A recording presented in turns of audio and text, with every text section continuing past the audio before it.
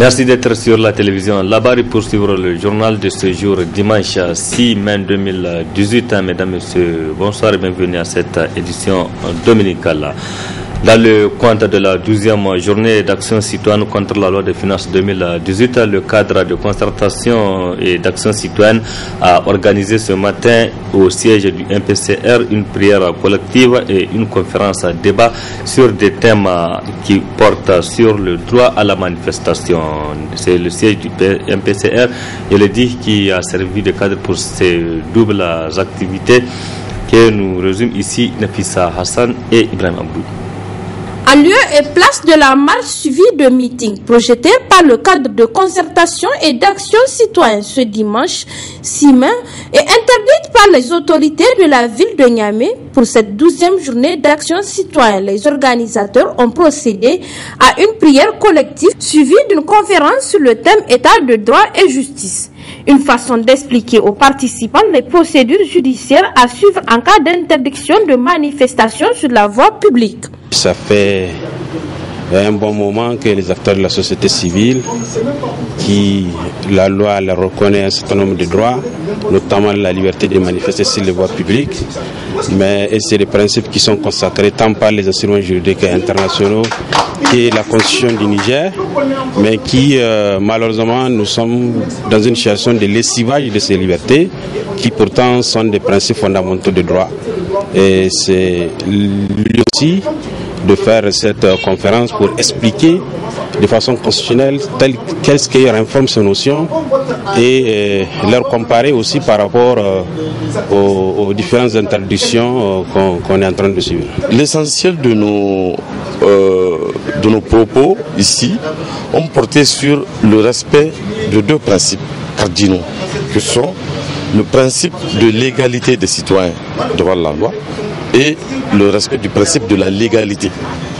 Que ces acteurs-là inscrivent leur lutte dans le cadre du respect de la loi. Parce que tout ce qui est fait en dehors de la loi, c'est de l'anarchie. Et on risque de scier la branche sur laquelle nous sommes tous assis. Donc il faut bannir la violence.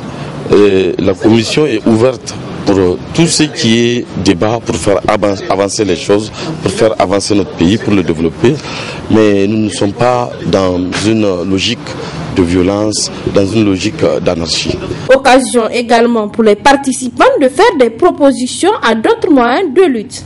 Il est fondamental que nous nous mobilisons pour imposer le respect de l'état de droit au Niger, car ce n'est jamais du gagné, c'est toujours des droits qui ont été conquis par des hautes luttes et il n'y a pas de raison à ce que nous ne puissions pas nous battre pour que effectivement ces droits-là soient respectés dans notre pays. Nous avons constaté que le gouvernement ou le gouverneur nigérien ne respecte pas l'état de droit. Toutes les manifestations demandées sont strictement interdites et le fallacieux prétexte qu'ils développent, ce que c'est des arrêtés. Or, nous savons qu'à travers donc l'hiérarchie de normes, ces droits-là sont consacrés par la Constitution. Ce n'est pas un arrêté d'un fameux délégué spécial ou d'un maire qui puisse remettre en cause donc une loi. Rappelons que le cadre de concertation et d'action citoyenne a entamé les journées d'action citoyenne il y a plus de 3 mois pour lutter contre la loi de finances 2018. À Zander, également, à défaut de la marche suivie du meeting, le cadre de concertation et d'action citoyenne a jugé utile d'organiser une prière collective pour implorer la bénédiction de Dieu. À travers cette prière, c'est une manière pour les initiateurs de dire eux aussi non à la loi de finances 2018. Suivez plutôt. Prière de 2 rakats et invocation, telle était l'activité principale lancée par le cadre de concertation et d'action citoyenne de la société civile nigérienne indépendante des Anders. Telle était l'option du CCAC à cause de la vaste opération de salubrité de la ville entrant dans le cadre des Anders Savoie initiée par les autorités municipales et interdisant du coup les manifestations entrant dans le cadre de la JAC, journée d'action citoyenne, conformément au mot d'ordre national lancé pour ce 6 mai.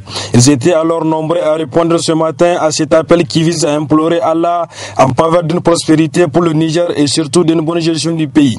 Le membre du mouvement patriotique pour une citoyenneté responsable MPCR et également membre du CCAC Ahmad Dankouari exprime son profond regret face à la raison évoquée de cette interdiction qui juge fallacieuse, stratégique et par-dessus tout en parfaite contradiction avec les libertés fondamentales constitutionnellement reconnues à tous citoyens. Quelle que soit la situation, Inch'Allah, nous allons organiser comme d'habitude la journée d'action citoyenne dans la tranquillité.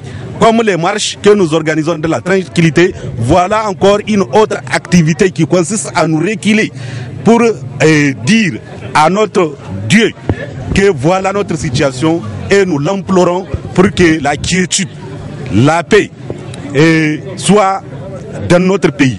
Et nous implorons le bon Dieu pour que nos camarades qui sont actuellement en prison, pour que ceux des Zender et ceux des Niamey soient libérés le plus rapidement possible. La population commence à comprendre. La population vit dans sa chair les vicissitudes de la vie. La population vit dans sa chair les affres de la vie. C'est pourquoi vous voyez que maintenant la population a très bien compris et elle répond massivement à l'appel que nous lançons. Nous sommes des légalistes, nous sommes dans un état de droit. Dès demain, nous allons déposer la déclaration à manifester. Si les autorités vont essayer de respecter la constitution que le peuple s'est délibérément donnée, donc nous allons exercer notre droit constitutionnel consacré par l'article 32 de la Constitution. Si maintenant encore, elles vont nous refuser de jouir de ce droit, on va encore se reculer pour dire à Allah, voilà notre situation et Dieu ne va pas nous empêcher. Si eux nous ferment leur porte, Dieu ne va pas nous fermer sa porte parce que nous sommes des croyants, parce que nous sommes ceux qui croient pleinement à Dieu et Inch'Allah, nos prières, nos différentes prières seront exaucées. Cet appel à prière collective était aussi entendu par les acteurs politiques, à l'occurrence ceux de l'opposition et des non-affiliés. Signalons enfin que le cadre de concertation et d'action citoyenne de la société civile nigérienne indépendante des Anders entend poursuivre ces journées d'action citoyenne afin de combattre cette loi des finances 2018 jusqu'à la victoire finale. 41e journée de détention des acteurs de la société civile nigérienne arrêtés dans le cadre de la manifestation contre la loi de finances 2018. Il s'agit de Ali Idrissa du Rotab, également directeur général du groupe de presse à Labari, nous Mamadou Arzaka et Maître Lirwana Abdurrahman du MPCR et Moussa Tchangari de l'association alternative Espace Citoyen. En plus de ces 4 acteurs de la société civile, il faut ajouter Mekol Zodi et Djori Ibrahim, donc Mekol Zodi du mouvement Tournons la page et Djori Ibrahim de l'association alternative Espace Citoyen est aussi arrêté le 15 avril dernier, toujours dans le cadre de la manifestation contre la loi de finances 2018. Ali Idrissa, lui, séjourne à la maison d'arrêt de Filengue. Nous, Arzaka, il est à Tilaberi. Moussa Tchangari donc à Walam et Maître Abdurrahman Lirwana à Daïkaina. Quant à Mekal Zodi, lui se trouve à la maison d'arrêt de Saï et Djori Ibrahim à Kolo. Et comme chaque dimanche, nous recevons sur ce plateau un invité. Il s'agit du président du Conseil supérieur de la communication CSC, Dr Kabirou Sani. Bonsoir docteur. Bonsoir. Et merci d'avoir accepté notre invitation. Le temps de revenir avec vous. Signalons que l'association COSPI a organisé ce matin à la maison des jeunes Djadsekou de Niamey un prêche. Il s'agissait pour les organisateurs de rappeler et d'outiller les fidèles musulmans sur les bienfaits du mois à venir de Ramadan qui s'approche donc au Niger. Précision avec Nasser Dantofo et Abokar Soleil.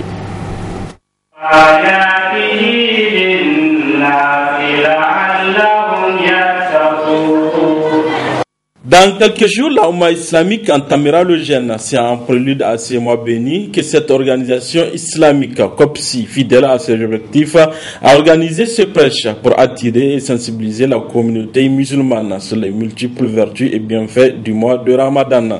Ce prêche, on a organisé ce prêche, c'est dans le cadre de la sensibilisation sur le mois béni de Ramadan. Parce que c'est le mois du Coran, c'est le mois du Saint-Coran. Et nous savons que le Coran, c'est la parole d'Allah subhanahu wa ta'ala. C'est le livre saint. Comme Allah subhanahu wa ta'ala l'a dit dans le Coran, la sourate 2, verset 2, sourate al-Baqarah, c'est sa sourate de la vache. Allah subhanahu wa ta'ala nous a dit, c'est le livre au sujet duquel il n'y a aucun doute et c'est un guide pour les pieux. Donc le Coran c'est la parole d'Allah subhanahu wa ta'ala. Donc Allah a fait descendre le Coran dans ce mois béni de Ramadan qui dans quelques jours, Inch'Allah, bientôt le Ramadan va venir et on a organisé ces prêches pour sensibiliser la Ummah islamique, les musulmans, parce que notre objectif c'est que les musulmans comprennent, c'est qu'ils arrivent à avoir une bonne compréhension de leur religion.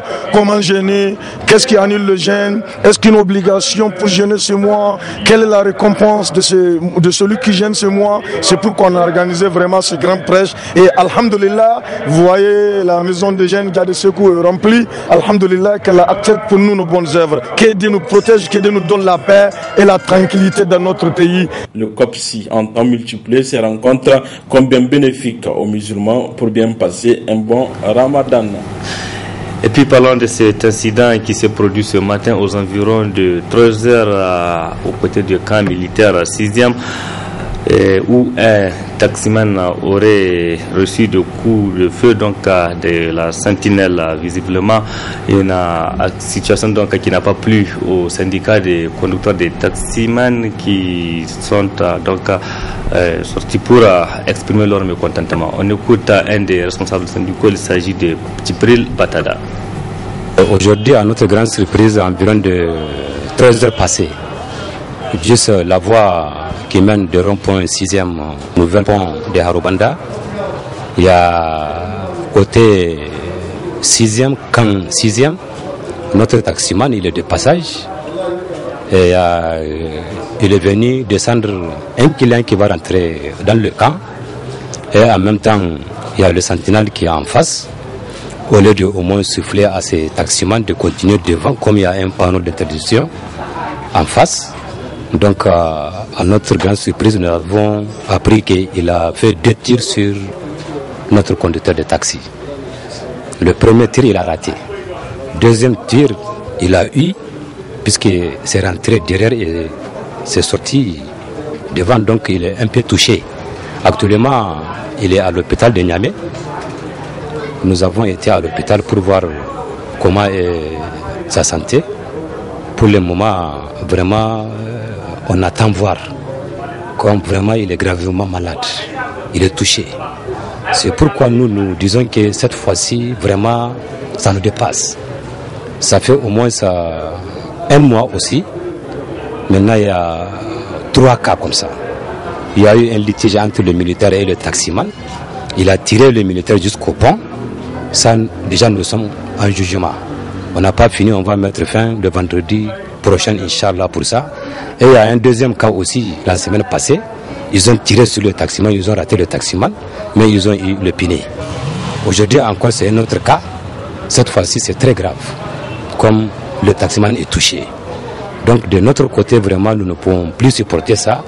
Et nous sommes prêts à porter plainte et nous sommes prêts encore d'aller en grève. Même s'il y a des panneaux d'interdiction, dans notre secteur, toujours il y a de nouveaux taximans. Ces nouveaux taximans-là, il faut qu'ils travaillent d'abord pour savoir le métier des taxis. Vous voyez, donc avec nous, il y a toujours de nouveaux arrivés. Mais ce que nous voulons au début, lui, le sentinelle, au moins un coup de souffler à ces conducteurs de taxi. S'il refuse de décoller, là, il peut tirer dans l'air au moins pour l'avertir, mais pas directement tirer sur ces taximans. Et s'il a des clients. Donc c'est pourquoi nous avons vu que trop c'est trop. Maintenant, nous, de notre côté, nous sommes prêts à passer à la vitesse supérieure pour mettre fin à cette affaire, puisqu'on ne peut pas croiser les bras comme ça.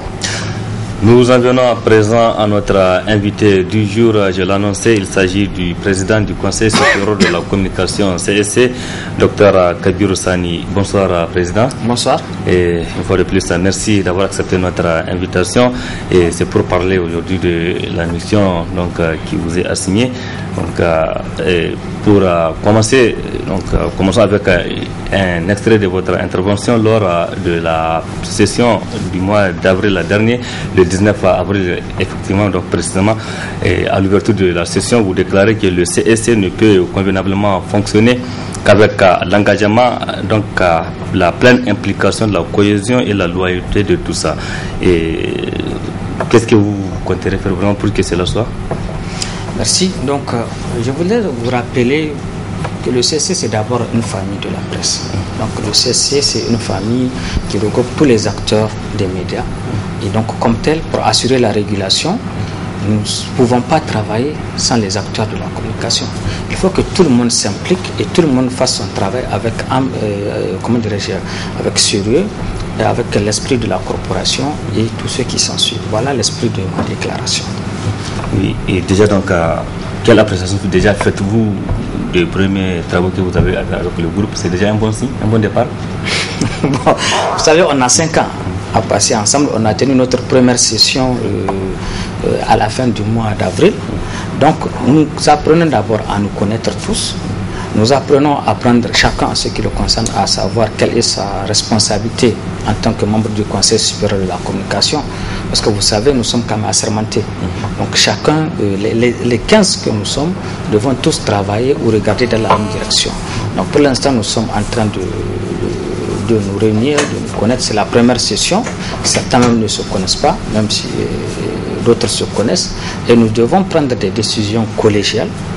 Donc nous sommes en train de nous installer vraiment pour dire la vérité et on espère le faire bien. Voilà, donc c'est notre souhait aussi. Donc, président, certains partis politiques, notamment ceux de l'opposition et même certaines organisations, estiment qu'il n'y a pas d'équité dans la couverture médiatique, notamment de leurs activités par les organes publics. Et vous, que comptez-vous faire pour qu'il y ait désormais cette équité pour ces structures? Bon, le CSC ne contrôle pas le contenu de certains organes de presse.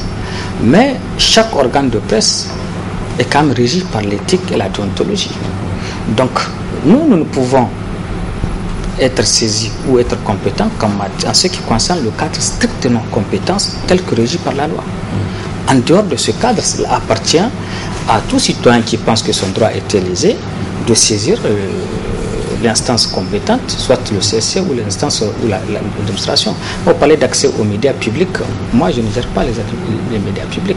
Le RTN ne relève pas du CSC. Nous ne contrôlons pas le CSC, autant nous ne contrôlons pas la Bari. Voilà. Voilà. Donc parlons de cette question donc, qui taraude un peu l'actualité. C'est dernier temps avec l'adoption par l'Assemblée nationale de l'article 18 justement qui vous donne désormais plein pouvoir donc, de prendre certaines décisions. J'imagine c'est que les hommes des médias, certains promoteurs et même les organisations socio-professionnelles considèrent comme une menace aux organes de presse. Que direz-vous donc? Vraiment ça me fait rire et je prie les gens de dépassionner le débat. C'est la loi de 2012. Ce n'est pas l'article 18 qui a été modifié. Ce n'est pas l'objet unique de la nouvelle loi portant organisation et composition du CSC. En fait, cette réforme-là remonte à 2014. C'est depuis 2014, après l'installation du CSC précédent, ils se sont rendus compte que dans la pratique, les textes lient ou limitent les pouvoirs du CSC en matière de régulation des médias. Donc ces réformes ont commencé depuis 2014. Et en 2016, il y a même une mission, entre 2016 et 2017, je crois, une commission de l'Assemblée nationale qui est partie elle-même vérifier. Ils ont tous conclu qu'il y a nécessité de toiletter, entre guillemets, les textes organisant le fonctionnement du CSC. Voilà l'origine des réformes. Et nous sommes arrivés quand cette réforme était dans le processus d'adoption. On voit très bien, ce n'est pas que l'article 18. Il y a eu toute une série d'articles, je peux vous les citer, qui ont été modifiés. Avant l'article 18, il y a l'article 6. Voilà ce qui. Mais pourquoi ça va inquiéter les gens? Je vais donc parler de cet article 18. L'article 18 apporte ce qu'on appelle comme innovation les pouvoirs conservatoires. Et ce n'est pas au président. C'est le président ou le bureau du CSC. Je peux vous montrer le passage. C'est le président ou le bureau du CSC en cas d'extrême, en cas de situation grave, on dit, grave. Le président ou le bureau de l'Assemblée nationale, et pardon, du CSC, le bureau est composé de 4 membres, le président, le vice-président et les 2 rapporteurs. Donc le président ou le bureau peuvent suspendre, interdire la rediffusion de l'émission, allant jusqu'à la suspension de l'antenne. C'est progressif, c'est selon la gravité de l'antenne. Et nous sommes quand même, ce que les gens oublient, le CSC, c'est une autorité administrative indépendante, donc prendre des actes administratifs et comme tels sont susceptibles de recours au niveau du Conseil d'État. Donc même si ça arrive, c'est pour juste éviter une hémorragie. Et les députés étaient tous d'accord qu'il fallait élargir ses pouvoirs. Ce n'est pas que c'est le président ou le bureau. Là, déjà, là, il y a une interprétation biaisée. C'est le bureau, le président ou le bureau. Quand il y a une situation d'urgence, donc, parce que les conseillers se réunissent une fois par mois et pendant 5 jours. Mais pendant les 25 jours d'intercession, le CSC peut être amené à faire face à des situations graves. Et c'est en ce moment à quoi sert le bureau que d'intervenir, parce que lui il est permanent. Donc si le président est là et que les autres membres du bureau sont en mission ou ne peuvent pas être là immédiatement, donc c'est là on donne la possibilité, ou le bureau, ou bien le président peut ne même pas être là. Dans ce cas, le bureau, le reste du bureau peut prendre des mesures conservatoires. Les mesures conservatoires c'est quoi? Suspendre ou sanctionner le temps qu'on saisisse le juge des libertés pour qu'il constate si réellement la décision elle est légale, elle est conforme à la loi. Et dans ce cas, elle va la confirmer. Si elle n'est pas, elle va la suspendre. Et quand même, nous sommes dans un pays où il faut louer le pouvoir judiciaire. Quand nous avons un système, un pouvoir judiciaire indépendant qui a fait ses preuves au Niger. Voilà toute la question. Ce n'est pas que chaque fois que le président du CSC ou le bureau décide, on prend le téléphone, on dit, on ferme. Non, c'est des cas. C'est ce que beaucoup pensent. Mais pourquoi beaucoup pensent? Mais il faut aller vers la compréhension. Et voilà pourquoi je suis venu. C'est pour qu'on lève tout équivoque. C'est l'article 18 nouveau qui le dit. Mais en dehors de ça, toutes les décisions en temps normal sont prises collégialement par les 15 conseillers. Les 15 conseillers prennent les décisions ensemble. C'est en cas d'égalité des voix, au second tour, que celle du président est prépondérante. Donc voilà, ce n'est pas que c'est lui seul ou le bureau qui peuvent décider. C'est ça le point 6, c'est ce qui fait peur aux gens, qu'elles se rassurent. Au moins qu'on fasse confiance à notre système judiciaire qui a fait ses preuves d'impartialité et d'indépendance. Oui, donc un autre point qui peut être expliqué, que donc, dans la réforme, il faut nous parler d'un autre point un peu important qui peut un peu attirer l'attention des organes. Bon, l'autre réforme, une autre charpente de la réforme, c'est par exemple dans même la composition du CSC, parce qu'il faut d'abord élever cet équivoque. L'article 6 nouveau interdit à tout responsable d'un bureau politique ou d'un parti politique, tant au niveau national, régional que local, qui ne pourra plus être membre du CSC. Et même l'Assemblée a dit non, même vos promoteurs là, même vous, vos amis promoteurs des médias, nous avons dit ça. Eux aussi ne doivent pas faire partie. Si nous, hommes politiques, et même les promoteurs ne doivent pas faire partie de l'organisation du futur CSC. Ce qui est fait maintenant. Deuxième point, c'est la destination du fonds d'aide à la presse. Avant, le fonds d'aide à la presse était direct. C'est-à-dire que ne bénéficiaient que les promoteurs des médias, mais les journalistes étaient mis à la touche. Cette fois-ci, avec l'expérience de la sous-région et à travers le monde, nous avons aussi adapté, parce que dans la ville, il faut savoir tirer des leçons. Quand on se trompe, il faut reconnaître qu'on s'est trompé. On s'est rendu compte que dans la répartition du fonds d'aide à la presse, les journalistes, qui sont les vrais acteurs quand même des médias, il faut le reconnaître, sont oubliés. Donc une partie du fonds d'aide sera consacrée à la formation des journalistes. Quand on dit formation, ça ira du renforcement des capacités avec des vrais experts, tant nationaux qu'internationaux, que de la formation diplômante des journalistes. Pour le recyclage, nous avons la chance d'avoir l'IFTIC. Et pourquoi pas des autres instituts de formation, tant nationaux que, en tout cas pour l'instant, au plan national, au moins, nous avons assez de structures qui peuvent former en journalistes et en communication, qui ont fait leurs preuves et qui sont même dans le système du CAMES. Donc voilà l'avantage que la nouvelle loi a attribué aux journalistes. Maintenant, l'autre volet du fonds d'aide à la presse sera en nature. C'est-à-dire que si votre organe a bénéficié de telle enveloppe, tel montant, ce ne sera pas le liquide qu'on va leur donner pour parler terre à terre. Non, on va vous demander quels sont vos besoins au prorata de l'enveloppe. Et vous déposez votre facture pour format, on l'analyse et le CSI vous remet directement les biens pour vous équiper. Voilà une des réformes. L'autre réforme, c'est la suppression du conseil de presse qui va permettre maintenant aux 15 conseillers de travailler. Parce qu'effectivement, dans la sous-région, on s'est rendu compte que le travail du conseil de presse, c'était un travail que tous les conseillers pourraient faire. Mais maintenant, on va créer d'autres commissions qui vont épauler le CSC, peut-être avec les mêmes objectifs que le conseil de presse, qui a maintenant aussi le conseil de la publicité. Voilà une autre réforme. Et peut-être l'autre aspect qui pourrait vous intéresser, c'est la progression vers la TNT. Vous savez, depuis 2005, 2007, 2008, l'Union internationale des télécoms tend vers le passage de l'analogique au numérique. Le Niger et l'Afrique on s'est inscrits dans cette dynamique. Normalement, à partir de 2015, on devait tous être là-dedans. Voilà une aussi des réformes que l'ordonnance la nouvelle loi a tenu à intégrer pour que nous soyons conformes aux exigences internationales par rapport à la TNT. Oui, donc, Président, d'aucuns pensent que le CSC, donc, au vu de sa composition, il est rose entre griffes, donc autrement dit, il va jouer le rôle du pouvoir en place. Et quelle appréciation vous faites-vous de ces affirmations? Vous dites affirmation. Donc moi, je vais juste me contenter de vous dire qu'il faut se rappeler que ces 15 conseillers là, sur les 15 conseillers, 12 ont été élus. Donc les 12 qui ont été élus, il y a les représentants de la presse privée. Est-ce qu'ils sont roses? Entre nous. Donc vous dites des gens, mais est-ce qu'ils sont roses? Il y a 3 représentants des médias publics. Est-ce qu'ils sont roses? Il y a les représentants du syndicat des artistes, des télécoms, des défenseurs des droits de l'homme, comment dirais-je, des associations féminines. C'est les 12 membres qui ont été élus. Est-ce que 12 sont roses? Moi, je ne répondrai pas à cette question, mais je vous dis, voilà cette composition, et elle est légale. C'est la Constitution qui le dit. Et c'est la Constitution qui détermine les modalités d'élection des 15 membres du CSC. Et elle a dit qu'une loi organique viendra compléter cela. Donc moi, je pense qu'il faut lire la Constitution et les lois organiques, et la réponse, elle est évidente. Alors, donc, Président, vous étiez sur les terrains en tant que journaliste il y a quelques années, et vous avez aussi participé à la formation des journalistes. Aujourd'hui, vous êtes à la tête de l'instance de régulation des médias.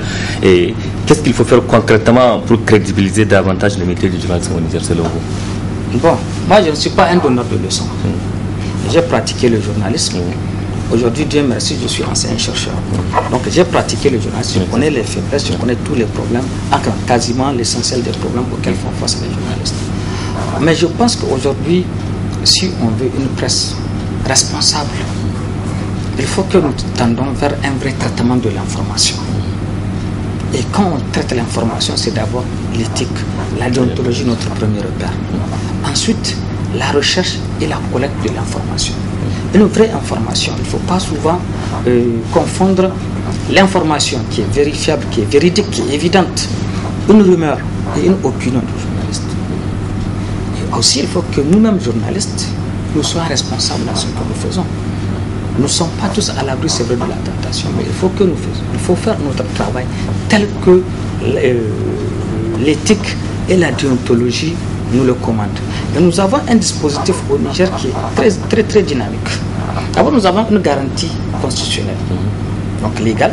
Nous avons une garantie institutionnelle au CSC, mais aussi il y a la co-régulation ou l'autorégulation que les journalistes ont créé à travers l'ONIMED.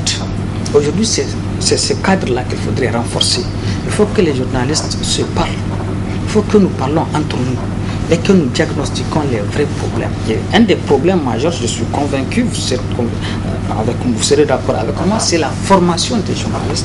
Il faut que nous tendons tous vers la formation et le renforcement des capacités de nos journalistes. Nous avons des acquis qu'il faut consolider.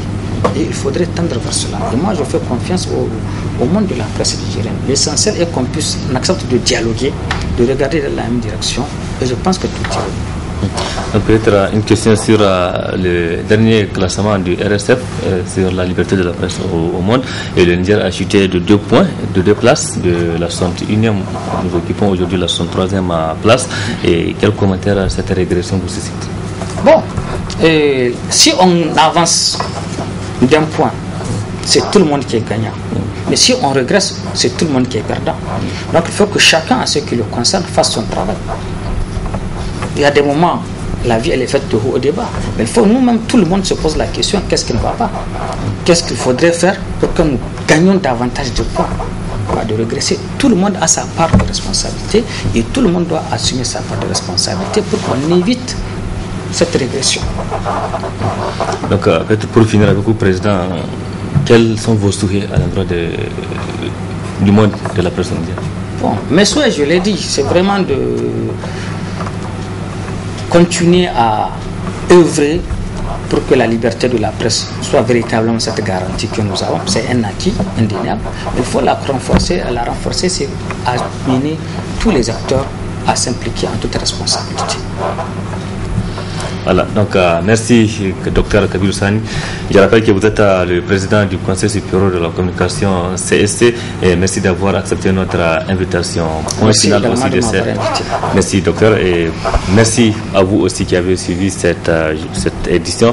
Et point final de ce journal-là, je vous donne un rendez-vous, Inch'Allah, le mardi prochain avec le même plaisir. Excellente nuit et excellent début de semaine à toutes et à tous. Au revoir.